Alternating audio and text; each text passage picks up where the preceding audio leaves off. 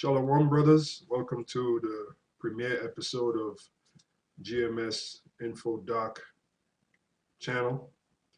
We're going to focus on the birth of Yahweh Shai because right now this is a controversial topic.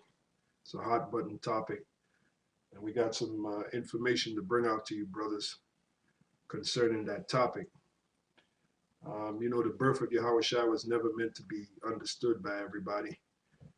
The only ones that's going to get their understanding of the birth of Yahweh Shai is the elect. And what you see right now, you see all these guys popping up teaching lies about, the virgin birth. I don't care what name they call it. They got these guys, they put these different names on it. Oh, the virgin birth is not the Immaculate Conception, and the Immaculate Conception is not the virgin birth. I don't care what label you put on it. It's all lies. And the only ones that's going to get it, like I said, is the elect. And the rest of the brothers who can't get it, or the niggas, I should say, who can't get it, they're not part of the elect. And they're like that parable that Yahweh Shai taught, which is the parable of the 5 that were wise and the 5 that were foolish. Yep. The 5 that were foolish, they didn't have no oil.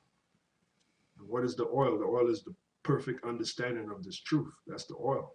That's it. The 5 that were foolish, they didn't have that oil, so their lamps are going out, So I guess we could start with Matthew, the 1st chapter. All right, this is Matthew. May I say this one thing, Elder Gabar? I just want to say this too. Today, the main focus that we're going to be dealing with is Matthew, the 1st chapter, the 18th verse. Mm-hmm. But then in other, Lord's will, we make this a series, where we hit other points, other controversial scriptures. But today, the main focus is going to be Matthew 1:18. Oh, it's definitely going to be a series because when Elder Ramlab and myself, when we were going through it, we said, man, there's so much meat on this piece of, there's so much meat on this bone. Yep. That we got to get all the meat, but we got to break it down in increments, right? Installations, Yep. So this is the first installation, which appropriately that's for the premiere episode, our premiere episode for the new channel. So one more thing, the other InfoDoc channel that's on Daily Motion, we'll still be doing videos on that channel. Don't count that channel out. But since it's been winter, it's a little difficult to go out there and film. Go out there and film in the park or whatever. Yeah. So when the weather gets warmer, we'll definitely get back into hooking that channel up with information for you brothers. But right now, let's deal with the birth of Yahweh Shai and let's get into it. All right, this is Matthew chapter 1, verse 16. And Jacob begat Joseph, the husband of Mary, of whom was born Yahweh Shai, who was called Mashiach. So all the generations from Abraham to David are 14 generations, and from David unto the carrying away into Babylon are 14 generations, and from the carrying away into Babylon unto Yahweh Shai, Mashiach, are 14 generations. Hey, the word generation, when you look it up, it actually means father. And that's where you get the word genealogy from. Another word for genealogy is father. So the generations meaning the fathers, because that's how we're generated. We're generated through our fathers. All right, go on. All right. Now the birth of Yahweh Shai, Mashiach, was on this wise. Right. On this wise, meaning this is how it went down. This is how it happened. Go on. When as his mother Mary was espoused to Joseph. Now right there, when as his mother Mary was espoused, right there is a whole lot of meat, brothers. Right. You know what? Let me just bring this up. Yep. We got it right there. Yeah. Matter of fact, we're going to start with this frame here. Read that part again from right. 18. Matthew 1:18. Now the birth of Yahweh Shai, Mashiach, was on this wise. Yeah, and this is how it happened. Go on. When as his mother Mary was espoused to Joseph. Was espoused to Joseph. Now the average person look at that word, espouse, and we was part of that crew too. Yep. And they think the word means betrothed. Well, in this lesson, brothers, we're going to show you what we have found out, that the word espouse and the word betrothed is 2 different words altogether. That's right. And that really comes out in these different languages, in particular Spanish. Yep. All right. And that's how we found out. Now, we can let's deal with the word espouse. All right. Now you can mention that. Right. This is we put this in here because this is the BS You're right. the blue letter gives you, Right. which the word there is nastio, if I'm pronouncing it correctly. Well, you can play the icon. Right. Oh yeah, that's right. Yeah. It's a frame. Okay, my bad. Yeah, go on. And so this is what they say the definition is. Right. Yes. No. Yeah. Yeah, go on. Number one, to woo her and ask her in marriage. Yeah. To be promised in marriage, be betrothed. Right. You got it. Right. So basically, they're saying that the word espouse means to first of all they say to woo her and ask her in marriage. Then they say to be promised in marriage. It doesn't make no sense. Right. Because he what is it? Did he woo her or was she promised to him? Right. And if she was promised to him, why Then did he you have don't to woo her? Right. You know. And Right. then here it says be betrothed. Right. Now the word betrothed is a totally different word than the word espoused. Exactly. You know, which when you go back to here, that's what it says. It says when as his mother Mary was espoused to Joseph. Mm-hmm. All right. So now we looked up the word espouse. Yeah, the Spirit came on me to look up the word espouse in the. This is a still from the Merriam-Webster dictionary. And I looked up the word espouse and point right to the definition of number one. You see the word there, marry. All right, so the word espouse does not mean betrothed, and the word betrothed does not mean marry. Right. Betrothed means you're promised to that person, Right. but you haven't did the act yet. Right. Now we that's into the scriptures, not into madness, all right, not into bullshit. We that's into the scriptures. What's that? Fables. Yeah, not into fables. We that's into the scriptures know the scriptures are made up of what? Laws. Yep. Now, what's the law on marriage? Because you see the word marry. So what's the law on marriage? Let's get the marriage definition. All right. This is marriage definition in the Zondervan's Bible Dictionary. Right. It says marriage is an intimate personal union to which a man and woman consent, Mm-hmm. consummated and continuously nourished by sexual intercourse. So we could close the lesson right there. Yep. Because it says, go back to the frame of Matthew 1:18. Okay, right here. Matthew 1:18. No, the frame Matthew 1:18, I believe it's right. It says, just so we can get this clear, right? It says, when as his mother Mary was espoused to Joseph, meaning Mary or Joseph and Mary got married. Yep. All right. Now go back to the definition of marriage out of the Zondervan. Well, the definition, this is out of the Merriam-Webster. Espouse means what? Marry. It means marry. Now read number 2. It says to take up and support as a cause, become attached to. How does a man become attached to a woman?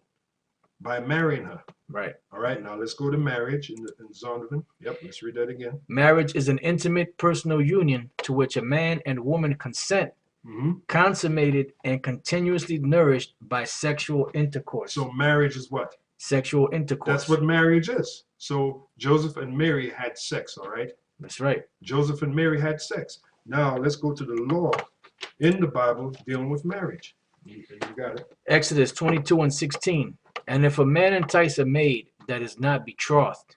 Now this is the word this is a different word than what is in Matthew the 1st chapter, the 18th verse. Right. The word that's there is espouse, but in here it's betrothed. Right. This is when you look up this word means promised to.